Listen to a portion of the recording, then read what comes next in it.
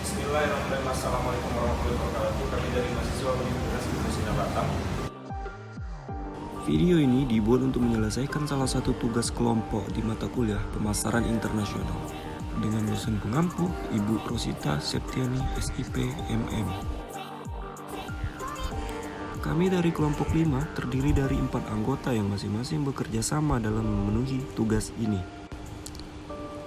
Oke, langsung saja, inilah dia video presentasi dari kami.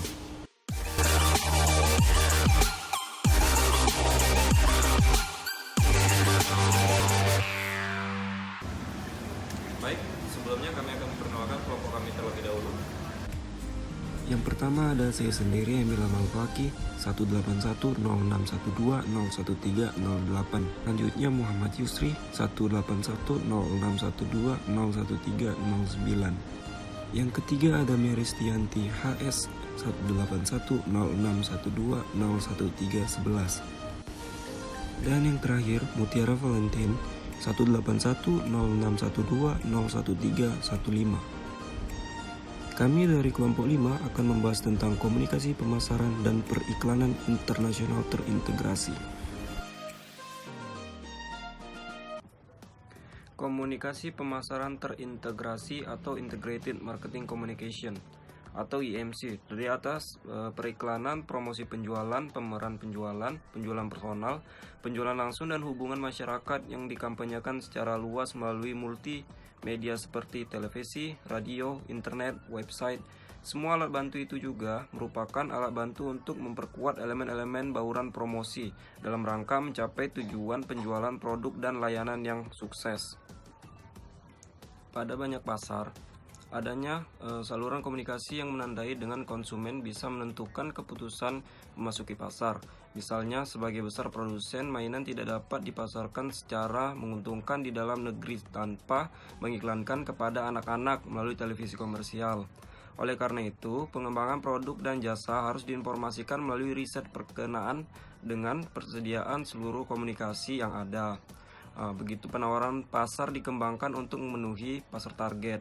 Pelanggan yang diharapkan harus diinformasikan mengenai nilai dan ketersediaan barang yang ditawarkan.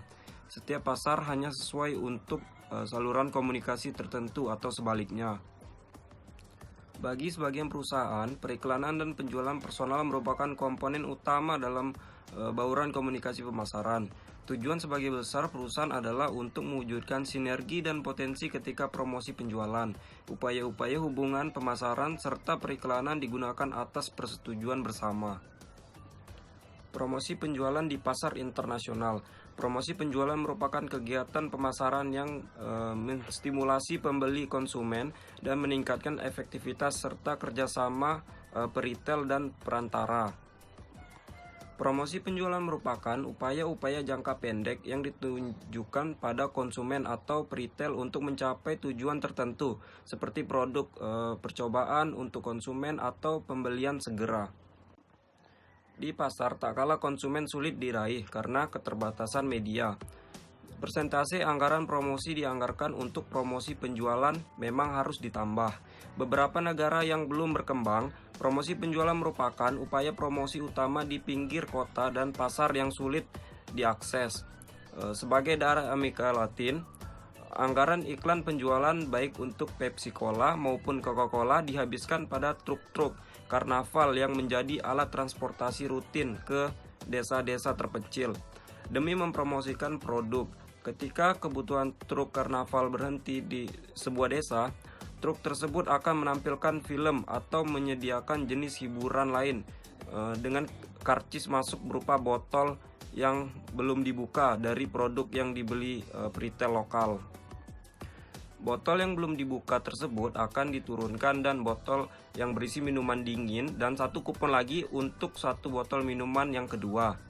Bentuk promosi seperti ini cenderung menstimulasi penjual dan mendorong peritel lokal yang jauh hari sebelumnya telah diberitahukan mengenai kedatangan truk untuk menyimpan produk. Peritel mampu meraih hampir 100% dari pasar di desa melalui promosi cara ini. Alat promosi yang sangat efektif ketika konsep produk tersebut masih baru atau hanya memiliki pangsa pasar yang sangat sedikit. Makanan bayi Nestle menghadapi permasalahan di Prancis ketika berupaya merebut pangsa pasar dari Grabber, pemimpin pasar Nestle berupaya menggabungkan sebuah program penjualan yang benar-benar baru untuk menciptakan sadar merek dan membangun niat baik. Oleh karena sebagai besar orang Prancis melakukan libur panjang pada musim panas, membawa seluruh anggota keluarga mengendarai mobil dan menginap di lahan perkemahan. Dengan fasilitas lengkap, Nestle lalu menyediakan tempat istirahat di sepanjang jalan tol, di mana orang tua dapat memberikan makanan dan mengganti pakaian bayi mereka. Peristirahatan bersih dan berkilau berlokasi di sepanjang rute perjalanan. 64 penerima tamu di tempat peristirahatan tersebut menyumut 120.000 gunungan bayi dan memberi 600.000 contoh makanan bayi setiap tahun.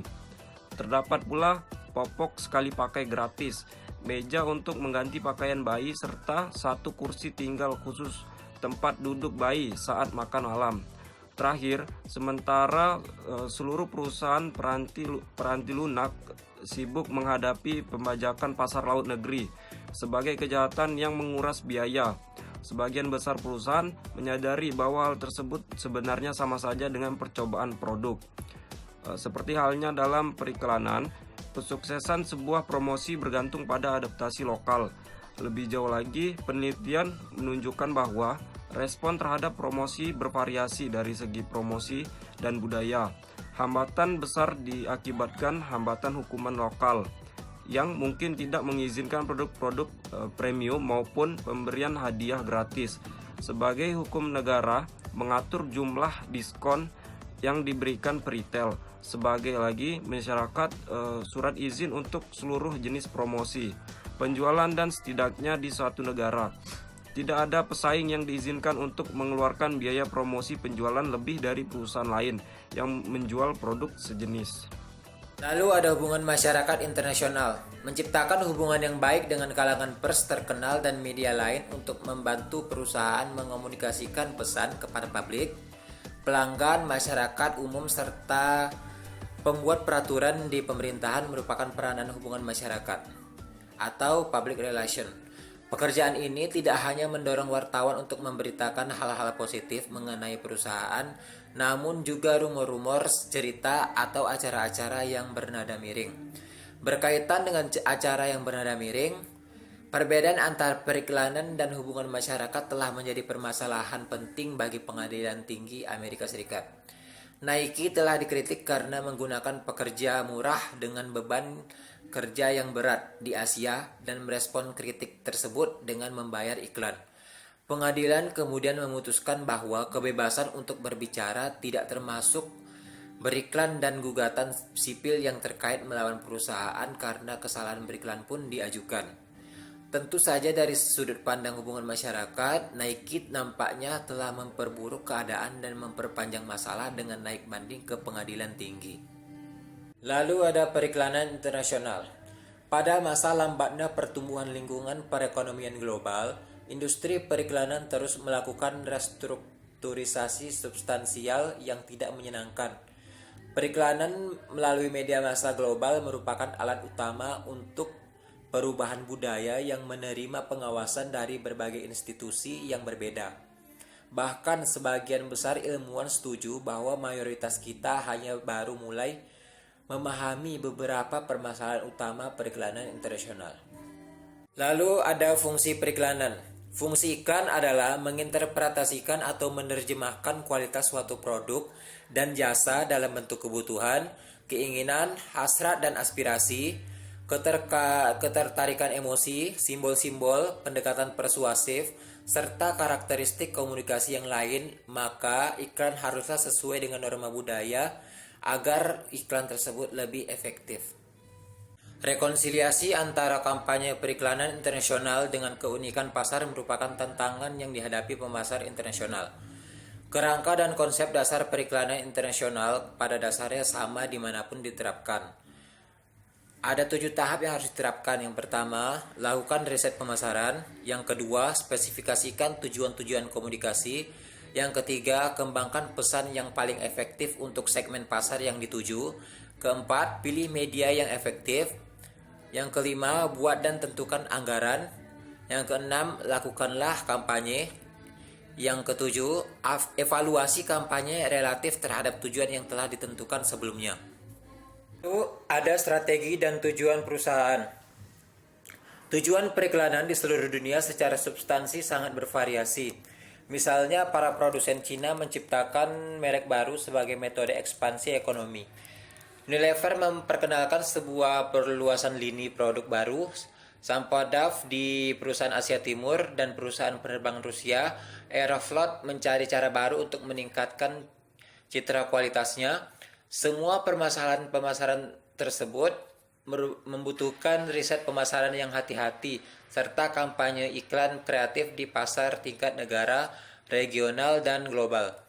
Kompetisi yang ketat di pasar dunia dan meningkatnya pengetahuan konsumen luar negeri telah mendorong munculnya kebutuhan atas strategi periklanan yang lebih canggih. Peningkatan biaya, permasalahan dalam mengkoordinasikan program periklanan di berbagai negara, dan hasrat atas perusahaan serta citra produk yang lebih luas menyebabkan perusahaan multinasional mencari kendali dan efisiensi yang lebih baik tanpa mengorbankan respon para pasar lokal. Salah satu contoh kasus adalah Gillette Company yang menjual 800 produk di lebih dari 200 negara. Gillette memiliki citra yang konsisten di seluruh dunia sebagai perusahaan maskulin dan berorientasi olahraga, namun produk-produknya tidak memiliki citra yang sama. Alat cukur, pisaunya, produk perlengkapan mandi, dan kosmetik keluaran Gillette yang dikenal dengan berbagai nama. Apa yang menyebabkan Gillette memilih nama-nama itu masih menjadi perbincangan. Filosofi perusahaan Gillette terhadap globalisasi saat merupakan pernyataan yang mencakup semuanya. Gillette, yang terbaik bagi pria, tampil di semua iklan untuk produk perlengkapan mandi pria dengan harapan dapat memberikan citra umum Gillette. Pada banyak kasus, produk terstandarisasi mungkin dapat dipasarkan secara global. Namun, karena perbedaan budaya, produk-produk tersebut membutuhkan bentuk iklan yang menarik di setiap pasar yang berbeda. Akhirnya, banyak perusahaan yang menggunakan strategi segmen-segmen pasar yang tidak memperdulikan batasan negara. Misalnya dengan menargetkan pembeli dari kalangan usahawan dan konsumen berpendapat tinggi di seluruh dunia. Perusahaan lain menawarkan segmen pasar global yang lebih baru yang ditentukan oleh budaya konsumen yang dihubungkan dengan serangkaian simbol terkait dengan tingkat konsumsi bersama, misalnya kenyamanan, pemuda, Amerika, internasionalisme, dan kemanusiaan. Atribut produk dan segmentasi keuntungan. Sebuah penawaran pasar sebenarnya merupakan sekumpulan kepuasan yang diterima pembeli. Sepaket kepuasan, kegunaan termasuk fungsi utama produk atau jasa serta keuntungan lainnya, disebabkan nilai dan adat istiadat. Masyarakat yang memiliki budaya berbeda seringkali justru mencari nilai tambah atau keuntungan fungsi utama produk. Misalnya, kemampuan sebuah mobil untuk bergerak dari titik A ke titik B, sebuah kamera untuk mengambil kamera atau jam tangan yang dapat menunjukkan waktu. Namun, walaupun biasanya setuju atas keuntungan fungsi sebuah produk, fitur dan atribut psikologis lainnya dari sebuah produk mungkin saja memiliki perbedaan yang signifikan. Di Amerika Serikat, gambar yang bagus dengan cara mengoperasikan yang mudah menjadi kamera yang banyak dikehendaki konsumen. Lain lagi dengan pasar di Jerman dan Jepang. Selera konsumen menghendaki kamera yang banyak mengambil gambar bagus dan juga bernilai seni. Yogurt merek Danone mempromosikan dirinya sebagai merek yang mengerti hubungan antara kesehatan dan makanan. Namun, merek tersebut mengkomunikasikan pesannya secara berbeda, bergantung pada pasar. Amerika Serikat yang menganggap yogurt Danone sebagai makanan berserat sehat, sehingga merek ini bangga atas sisi baiknya. Namun, di Perancis, Danone dianggap terlalu berorientasi pada kesenangan. Oleh karena itu, Danone menciptakan Institute of Health, sebuah pusat penelitian yang real, didedikasikan untuk meneliti makanan dan pendidikan. Hasil akhirnya adalah pesan yang sama, namun dikomunikasikan berbeda, keseimbangan antara kesehatan dan kesenangan. Di Jepang, almond bermerek Blue Diamond tidak dikenal sampai Blue Diamond meluncurkan kampanye produk eksotik turunan almond yang sesuai dengan selera lokal. Makanan seperti tahu almond, sup miso almond, dan klamon. Makanan kecil bergizi terbuat dari campuran ikan sarden kering, kecil-kecil, dan potongan almond ditampilkan di iklan majalah dan dalam demonstrasi masak. Iklan pada televisi dikemas dengan pesan pendidikan tentang bagaimana menggunakan almond dalam masakan sebagai kudapan, dibumbui mistik ala California, dan keuntungan almond bagi kesehatan. Hasilnya, saat ini Jepang importer almond terbesar. Di Korea, penekanan pada almond dan dunia barat. Iklan yang menampilkan nyiur melambai, pemandangan pantai dan seorang pemain gitar yang mendengungkan lagu Blue Diamond dengan nada Blue Hawaii. Iklan tersebut digunakan di 94 negara tempat Blue Diamond menjual almondnya. Blue Diamond berasumsi bahwa tidak ada dua pasar yang akan bereaksi sama, bahwa setiap pasar memiliki perbedaannya masing-masing, mungkin secara kultural, keagamaan, etnik, makanan, dan lainnya, dan bahwa setiap pasar membutuhkan pendekatan pemasaran yang berbeda, strategi yang berbeda. Kecerdikan untuk mengadaptasi iklan produk bagi setiap pasar sulit dibantah, karena 2/3 penjualan total Blue Diamond berasal dari luar Amerika Serikat. Segmentasi regional. Munculnya media komunikasi untuk keseluruhan Eropa yang sangat menggoda banyak perusahaan untuk mendorong upaya-upaya promosi yang terstandarisasi. Ketika ruang lingkup media yang melintasi Eropa meluas, maka pasar akan semakin mudah dimasuki berbagai pesan dan merek untuk produk yang sama. Untuk menghindari kebingungan yang timbul karena hal tersebut dan demi efisiensi perusahaan akan berupaya menyelaraskan merek, iklan, dan promosinya sepanjang Eropa. Mars, perusahaan permen biasanya menggunakan beberapa merek untuk produk yang sama, namun kemudian menyadari bahwa mereka perlu memilih satu merek saja agar terbentuk keseragaman dalam kampanye iklannya yang terstandarisasi. Hasilnya, sebuah permen batangan yang dijual di sebagian Eropa dan merek Raider berubah menjadi Twix, merek yang digunakan di Amerika Serikat dan Inggris. IBM secara bertahap menciptakan strategi promosi untuk keseluruhan Eropa dan tidak lagi melakukan kampanye beragam yang disesuaikan dengan setiap negara di Eropa. Iklan di televisi dan media cetak untuk produk PC-nya dibuat dengan kesan yang identik dengan teks yang diterjemahkan ke dalam bahasa lokal untuk memastikan keseragaman materi promosinya. IBM mengembangkan buku panduan yang menyediakan instruksi dengan tahapan yang sama di semua negara. Alasan keseragaman paket promosi ke seluruh negara Eropa untuk menghemat biaya. Sejalan dengan perubahan pola perilaku, larangan hukum perlahan-lahan dihapuskan dan segmen pasar yang menjanjikan pun bermunculan di berbagai pasar negara. Walaupun Eropa tak lagi mungkin menjadi satu pasar tunggal yang homogen untuk setiap produk, namun bukan berarti perusahaan harus mengabaikan gagasan untuk mengembangkan program promosi untuk keseluruhan Eropa. Sebuah strategi promosi untuk keseluruhan Eropa berarti mengidentifikasi sebuah segmen pasar di berbagai Eropa dan merancang sebuah konsep promosi yang menarik bagi segmen pasar yang memiliki kemiripan. IBM dan Permen Mars merupakan contoh yang tepat untuk strategi ini. Periklanan global dan proses komunikasi. Komunikasi internasional mungkin gagal karena berbagai alasan. Sebuah pesan mungkin tidak sampai karena ketidaklayakan media. Pesan mungkin diterima oleh penonton yang tidak menjadi target, namun tidak mengerti karena adanya perbedaan interpretasi budaya. Dalam kasus lain, mungkin pesan sampai pada penonton yang tidak dapat dimengerti namun tidak memiliki dampak apa-apa karena pemasar tidak mengetahui kebutuhan dan keinginan pasar target dengan tepat atau bahkan tidak mengerti proses berpikirnya. Dalam proses komunikasi internasional, setiap tahap dari 7 tahap pada akhirnya dapat mempengaruhi keakuratan proses tersebut. Pada proses komunikasi terdiri atas tahapan berikut. Yang pertama ada sumber informasi, yang kedua ada pembuatan sandi, yang ketiga ada saluran pesan, penguraian sandi, penerima pesan, ada umpan balik, dan yang terakhir ada gangguan. Sayangnya, proses tersebut tidak semudah seperti mengirim sebuah pesan melalui proses perantara kepada penerima pesan. Lalu yakin bahwa pesan tersebut diterima oleh penerima pesan dengan persepsi yang sama. Tahap-tahap proses komunikasi diterapkan dalam konteks budaya A dan konteks budaya B untuk menggambarkan berbagai pengaruh yang menambah kompleksitas proses komunikasi ketika sebuah pesan diubah menjadi simbol dan sebudaya tertentu kemudian diterima dan diinterpretasi ke dalam budaya yang lain. Apabila tidak dipertimbangkan dengan baik, perbedaan konteks budaya dapat menyebabkan kesalahpahaman.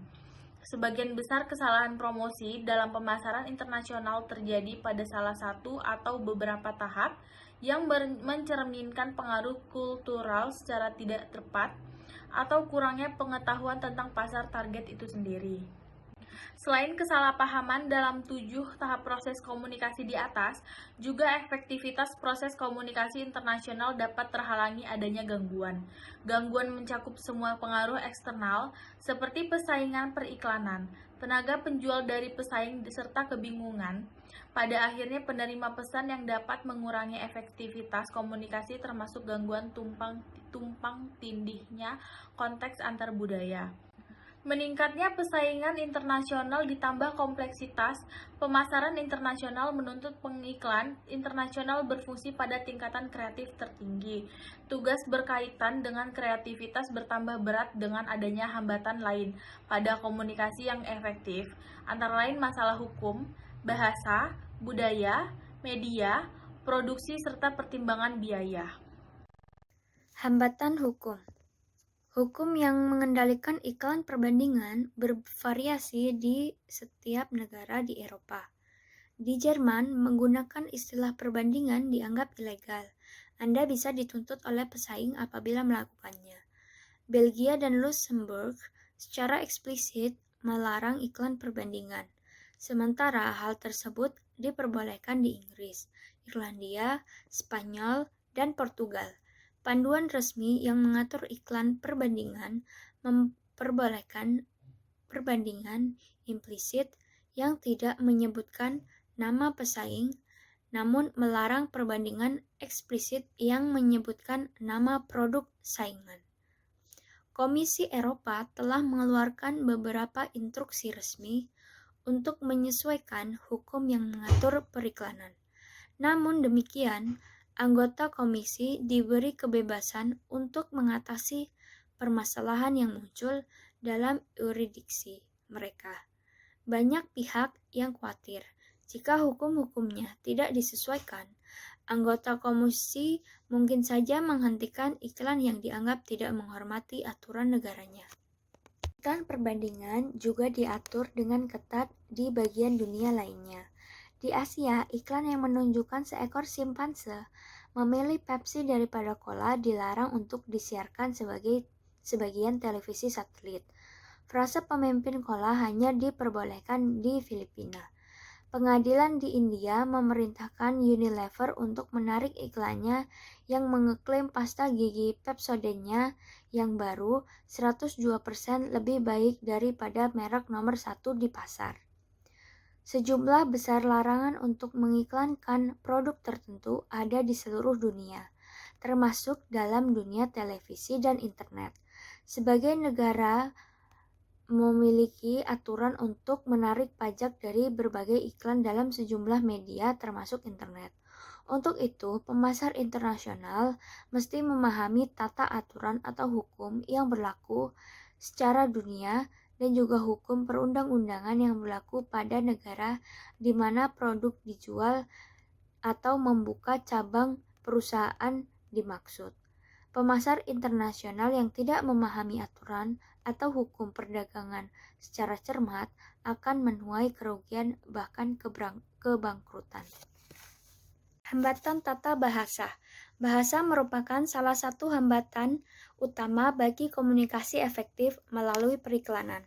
Permasalahan tersebut mencakup berbagai bahasa di berbagai negara, berbagai bahasa atau dialek dalam satu negara, serta masalah yang paling kecil seperti nuansa linguistik, bahasa sehari-hari, bahkan aksen.